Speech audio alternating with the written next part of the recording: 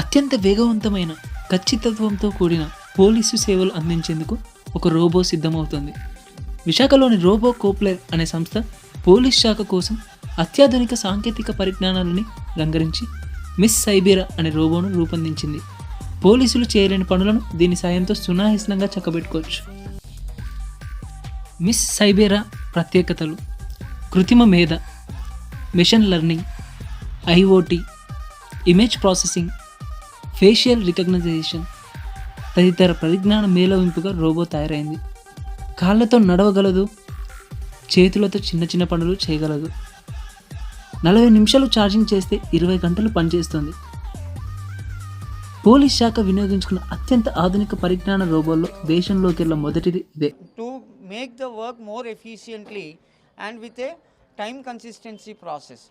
The main concept of designing this particular robot has come across like most of the times we see that there is a lot of pressure which comes across in the people who are working in a police station because of due to the lot of complaints.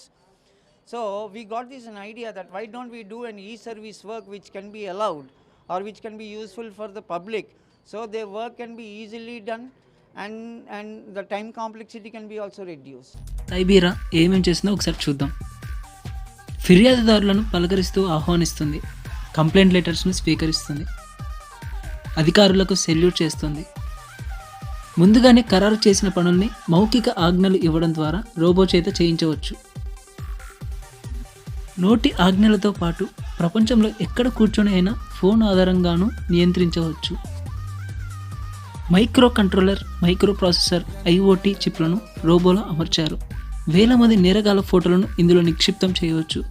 1,00,000 మంది వచ్చే బహిరంగ సభల ప్రాంగణాలకు దీన్ని తీసుకెళ్లి చూపిస్తే హాజరైన వారిలో పాత నేరస్తులు, నేరగాళ్లు ఉంటే క్షణాల్లో కనిపెట్టిస్తుంది. పోలీస్ స్టేషన్కు వచ్చి తమ గోడు వెళ్ళబోసుకునే వారు చెప్పే మాటలను సైతం రికార్డ్ చేస్తుంది. ఫిర్యాదు కాపీని ముద్రించి ఇస్తుంది. తెలుగు, ఆంగ్ల భాషల్లో బాధితుల సమస్యలు చెప్పుకోవచ్చు. అన్నిత ప్రాంతంలో మిస్ సైబీరాను వదిలిపెడితే అది నడుచుకుంటూ వెళ్తూ పరిసర ప్రాంతంలో నిందితులను గుర్తించి అప్రమత్తం చేస్తుంది. దీనికి ఉన్న కెమెరాలు 360 డిగ్రీల కోణంలో అన్ని దిశల్లోనూ చూడగలవు.